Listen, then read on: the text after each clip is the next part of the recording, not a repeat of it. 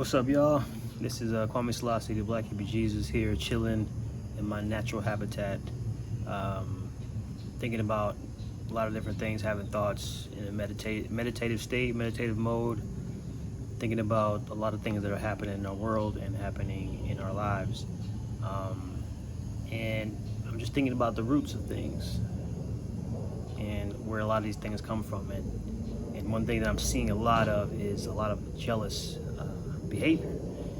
And it's amazing how, certain characteristics and behaviors and actions or reactions that we have to things based on a certain human trait like jealousy causes so much destruction, so much pain and suffering, undue, unjust, really, if you think about it. What jealousy can do to us all. It can turn us into monsters, it can turn us into images of ourselves we don't want to look at, basically. And I've had jealousy. I've seen this jealousy rise up, and it's not a good feeling. I've seen this a lot also in relationships. Is the number one main sphere of life where it shows its head is our relationships, interactions, especially romantic.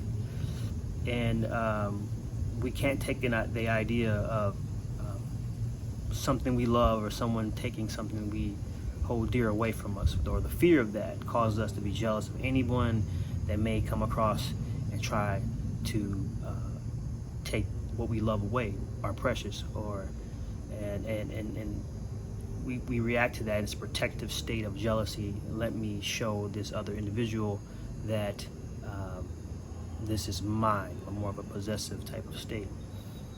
And which shows another dimension that you think you own people and things and so forth and so forth.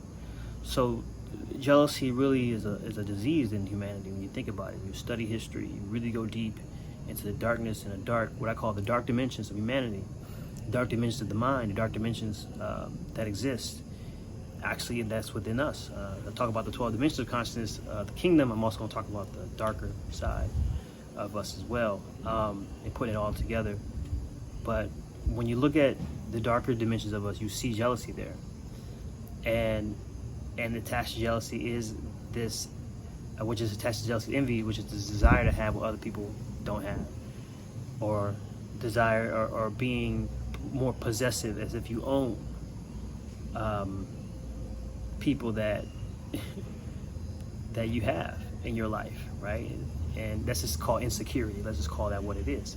So I'm thinking about I'm reading the Bible. I'm really into scripture. I love the Bible. I really love scripture. It's my favorite book. And I'm just reading. I'm reading Exodus 34. As I'm looking at life, I'm looking at this news. I'm looking at this news station, and it's talking about a situation where a woman was murdered because these boyfriend, started having extra relationship or so forth with I don't know if I have it correctly right, but something like that. There were these two other girls, the sister of the brother, the sister of the guy, and it's not really funny, but it's just the situation is really, it shows how ugly it is. And it's the friend who liked the brother or was in a relationship with the brother. It's happened in Atlanta, and they end up beating the woman to death. And I'm like, wow. We live in a world where people feel like it's even okay to be jealous, right? They kind of make excuses for it, to have this thing in the mind called jealousy. But when we go to the extremes with this, what happens is people kill each other over relationships, over people that will probably leave you. This is where I get into consciousness. We have to start thinking beyond what it is we are living in, because we're being told how to live, and how we're living is not producing really good results when you really think about it. So when we think about it, this jealousy thing caused someone to go over the edge and kill someone and end up in the jail for the rest of their life. This is unconsciousness. This is not thinking things through before you act. This is acting completely on emotion, which I'm going to talk about in my church, Faith Deconstructed. Is when you get to the seventh dimension, you got to take care of the three brains. And the lowest, one of the lower brains, which women are more attached to the emotional brain, and men are more attached to the body brain, and both must overcome both in order to ascend to the higher realms, the higher dimensions of mind. And just this emotional attachment, this jealousy is where it comes from. But it's deeply rooted into us, and then we've accepted and made excuses up for it. And what's even more puzzling is that you find it in the characteristics of in the Old Testament God named Yahweh. Now, when I'm reading Exodus 34 verse 14, you just read that text and it says, the Lord His name is jealous, and He is a jealous God. And when you think about jealousy and then you read that, you can't help but think, okay, you can make some excuses and say, oh no, He didn't mean like that, or like I used to be into apologetics, so I understand that it's a different type of jealousy, like a husband and wife, so forth and so forth. But even that, even if you use that, it's still resulting in other people dying. And when I think about that, and I also read the scripture, and I keep reading into these interactions with Yahweh and the people, I see when something's not done, I see death. When I'm thinking for a moment, okay, his name is jealous, and he also he likes to do capital punishment as opposed to figuring out how to enlighten the individual and bring them up to a state of consciousness where they understand what's going on, but rather off with their head. So there's so many stonings and so many executions in the Bible in the Old Testament period, and I see a lot of explanations. And I've been the one to, when I was a Christian in my past life, I've been the one to try to get people to believe otherwise and glaze over this part of the text. But thinking on it now, I'm like, this is a characteristic that is supposed to be the God of the universe, the one that created the entire world. But you see that He has human traits, and you're like, and then He tells you not to be jealous. So it's like you can't help but to think, why is it? It's like a child asking a parent, "You tell me not to drink, Dad. Why? Oh, you're not old enough yet. But why are you doing it in front of me? Why is Yahweh killing and murdering people just because they didn't follow the rules when they could simply exile them?" There's not much exiling going on when you read the text. There's not much, oh, you don't want to follow the rules? Here you go. Here's the door. That's what happens now whatever in higher conscious beings, people don't want to follow the rules. Simply, okay, you can go do what you like. But no, instead, you have a lot of murder. So, saying this to say, through my deconstruction of my faith, I found that there is two sides of this story, or there's two forces that are in what's called God. There's so-called duality there in that being, in that individual. And then you also see in the text, just keep reading, you're going to see that there's also a tremendous amount of light as you get further on. So what I'm finding out is that the God in the Old Testament had an evolution of consciousness. Isn't that amazing? Like literally, it's okay. Like he was at a certain state of consciousness at one point in his life, and all the way up until the New Testament, something changed. That's one possibility. Or I'll give you another one.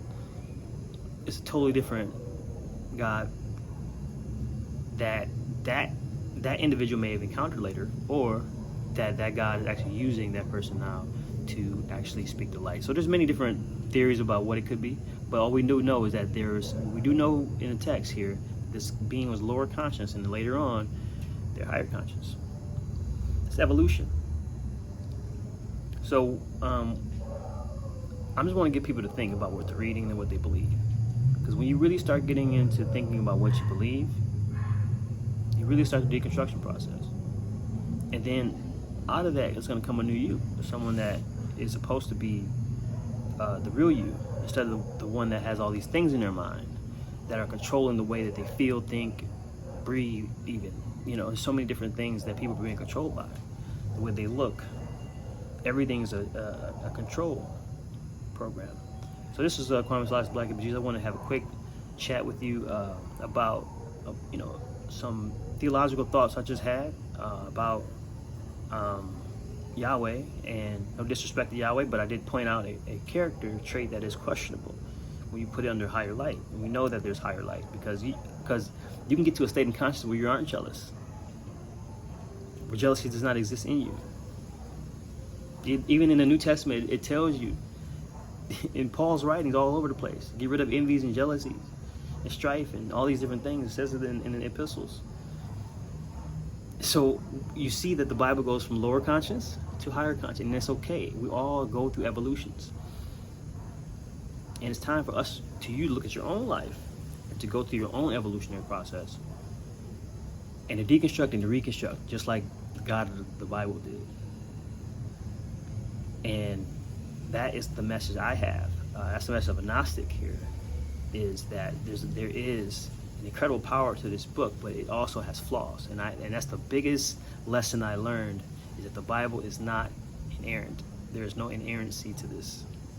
So this is a part of my quest. My next podcast, stay tuned. I'm going to go into an awakening I had in 2021 with my own faith, and how a relationship triggered my hunger to really dig into the truth about this religion, because I realized that it had this person's mind so deeply. It made me sad, actually, because I started to release this religion, but this person was drawing me back into it, and I was seeing the torment on the mind, and I actually did some deep research on a particular idea of the Bible that was tormenting this person, and they totally rejected it because of the religion.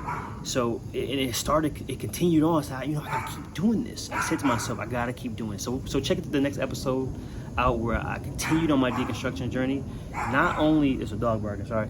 Not only for myself, but then my whole entire reality, which led to my name change, which led to my whole entire revolutionary mindset, which changed my entire being, was to finding out that everything we live in is a lie. So y'all, be easy. I'm gonna be out.